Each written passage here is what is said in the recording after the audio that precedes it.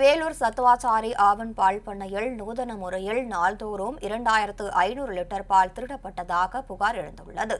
வேலூர் சத்துவாச்சாரி ஆவன் பால் பண்ணையிலிருந்து நாள்தோறும் 93,000 லிட்டர் பால் பாக்கெட்டில் அடைக்கப்பட்டு விற்பனைக்கு அனுப்பி வைக்கப்படுகிறது. இதேபோன்று சத்துவாச்சாரி ஆவன் பால் பண்ணையிலிருந்து பால் உப பொருட்களான நெய், பால்கோவா, தயிர், மோர் உள்ளிட்டவை தயாரிக்கப்பட்டு ஆவன் முகவர்களுக்கு அனுப்பப்பட்டு வருகிறது. இந்த நிலையில் சத்துவாச்சாரி ஆவன் பால் பண்ணையில் நூதன முறையில் நாள்தோறும் 2500 லிட்டர் பால் திருடப்பட்டதாக புகார் எழுந்துள்ளது.